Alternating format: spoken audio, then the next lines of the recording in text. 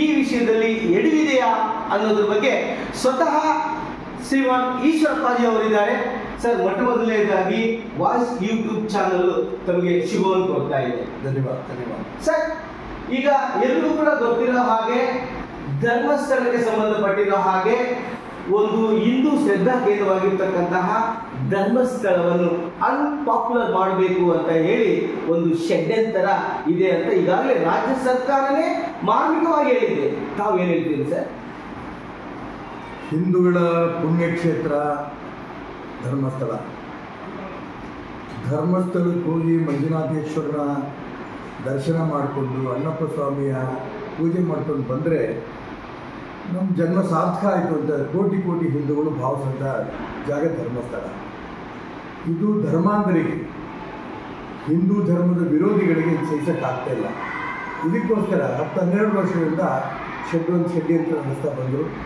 ಈಗ ಅದನ್ನು ಹೇಗಾದರೂ ಮಾಡಿ ಧರ್ಮಸ್ಥಳಕ್ಕೆ ಕೆಟ್ಟ ಹೆಸರು ತರಬೇಕು, ಮಂಜುನಾಥನ ಆ ಜಾಗಕ್ಕೆ ಕೆಟ್ಟ ಹೆಸರು ತರೋದ್ರ ಜೊತೆಗೆ ಹಿಂದೂ ಧರ್ಮಕ್ಕೆ ಕೆಟ್ಟ ಹೆಸರು ತರಬೇಕು, ಸಂತ ವೀರೇಂದ್ರ ಹೆಗ್ಡೆ ಅವರು ಕೆಟ್ಟ ಹೆಸರು ತರಬೇಕು ಅಂತ ಹೇಳಿ ಕೆಲವು ಧರ್ಮದ್ರೋಹಿಗಳು ಮಾಡಿದಂಥ ಕುತಂತ್ರ ಇವಾಗ ಬೆಳಕಿಗೆ ಬರ್ತಾ ಇದೆ. ಆದರೆ ಹಿಂದೂ ಧರ್ಮಕ್ಕಾಗಲಿ, ದೇವಸ್ಥಾನಕ್ಕಾಗಲಿ, ಸಂತರಿಗಾಗಲಿ ಯಾರೂ ಕೂಡ ನಮ್ಮ ದೇಶದಲ್ಲಿ ತೊಂದರೆ ಕೊಡೋಕ್ಕೆ ಸಾಧ್ಯ ಇಲ್ಲ ಅನ್ನೋಕ್ಕೆ ಸಾಕ್ಷಿ ಧರ್ಮಸ್ಥಳ. ಇದ್ರ ಬಗ್ಗೆ ಈಗಾಗಲೇ SIT ಮುಖಾಂತರ ಸಾಕಷ್ಟು ವಿಷಯಗಳು ಹೊರಗಡೆ ಬಂದಿದೆ. ಇನ್ನು ದೇಶ ವಿದೇಶಗಳಿಂದಲೂ ಕೂಡ ಅಲ್ಲಿಗೆ ವಿದೇಶಿ ಹಣ ಬರ್ತಾ ಇದೆ ಅನ್ನೋಂಥ ವಿಚಾರ ಹೇಳ್ತಾ ಇದ್ದ ಸಂದರ್ಭದಲ್ಲಿ ಅದನ್ನು NIA ಕೊಡೋದ್ರಿಂದ ಎಲ್ಲವೂ ಹೊರಗೆ ಬರುತ್ತೆ. NIA ಕೊಡಬೇಕು ಅಂತ ಇಡೀ ದೇಶದ ಜನರ ಅಭಿಪ್ರಾಯ. ತಾವು ಹೇಳೋ ಪ್ರಕಾರ SIT ತಾವು ಒಪ್ಕೊಂಡಿದ್ದೀರಿ, ಒಂದು ಸತ್ಯಾಂಶ ಹೊರಗಡೆ ಬರಲಿ ಅಂತ. ಆದರೆ SIT ಮಾಡುವ ವಿಧಾನ ಇದೆಯಲ್ಲ, ಅಲ್ಲಿ ಸರ್ಕಾರ ಎಳಿದೆ ಅಂತ ನಿಮಗೆ ಏನಾದ್ರು ಅನಿಸುತ್ತಾ? SIT ಸಂಸ್ಥೆ ಏನಿದೆ ಅದು ನಿಜಕ್ಕೂ ಕೂಡ ಸಾಕಷ್ಟು ಅಂಶಗಳನ್ನು ಬೆಳಕಿಗೆ ತಂದಿದೆ. ಏನೇನು ಅನ್ಯಾಯಗಳನ್ನು, ಕುತಂತ್ರಗಳನ್ನು, ಷಡ್ಯಂತ್ರಗಳನ್ನು ಮಾಡಿದ್ದಾರೆ ಅನ್ನೋದನ್ನು ಅದಾಗಲೇ ಹೊರಗಡೆ ತಂದು ಬಿಟ್ಟಿದ್ದಾರೆ. ಆಗಲೇ ಅವ್ರದ್ದು ಯಾರ್ಯಾರು ಹಿಡಿದ್ರು ಅವ್ನು ಚಿನ್ನಯ್ಯ ನನಗೆ ಹೇಳ್ಕೊಟ್ಟಿದ್ದು ಮಾಡಿದೆ ಅನ್ನೋದನ್ನು ಗೊತ್ತಾ ಇದೆ. ಹಾಗಾಗಿ SIT ಮತ್ತು ನನ್ನ ಕೆಲಸ ಏನೋ ಪ್ರಾಮಾಣಿಕ ಪ್ರಯತ್ನ ನಡೆಸಿದೆ. ನಾನು SIT ಬಗ್ಗೆ ಆಪಾದನೆ ಮಾಡಲ್ಲ. ಆದರೆ SIT ಯಾಕೆ ಮಾಡಿದ್ರು, ಯಾರು ಒತ್ತಡಕ್ಕೆ ರಾಜ್ಯ ಸರ್ಕಾರ ಮಾಡಿದ್ರು, ಇಲ್ಲಿಂದೂ ಕೂಡ ಹೊರಗಡೆ ಬರಬೇಕು. ರಾಜ್ಯ ಸರ್ಕಾರದ ಪ್ರಾಮಾಣಿಕ ಅಭಿಪ್ರಾಯ ಇದನ್ನು ಧರ್ಮಸ್ಥಳದಲ್ಲಿ ಏನು ನಡೀತಾ ಇದೆ ಷಡ್ಯಂತ್ರ ಅದಕ್ಕೆ ತರಬೇಕು, ಹೊರಗೆ ತರಬೇಕು ಅನ್ನೋದು ಇದ್ದಿದ್ದರೆ ಸರಿ. ಅದು ನನಗೇನೋ ಹಂಗೆ ಅನ್ನಿಸ್ತಿಲ್ಲ. ದಡಾರ್ ಅಂತ ಒಂದು SIT ನೇಮಕ ಮಾಡಿ, ಬಟ್ SIT ಅನೇಕ ಅಂಶಗಳನ್ನು ಹೊರತಂದ್ರೆ ಸಂತೋಷ. ಹಾಗಾದ್ರೆ ಯಾವನೋ ಒಬ್ಬ ಅನಾಮಿಕ ಮುಸುಕುದಾರಿ ಒಂದು ಚೀಲದಲ್ಲಿ ಒಂದು ಬುರುಡೆ ತಗೊಂಡು ಬಂದ ತಕ್ಷಣವೇ ನೀವು SIT ಮಾಡಿಬಿಡ್ತೀರಾ? ಅದಕ್ಕೆ ನಾನು ಹೇಳ್ತಾ ಇರೋದು, ಇದರಿಂದ ಏನಿದೆ ಷಡ್ಯಂತ್ರ ಗೊತ್ತಿಲ್ಲ.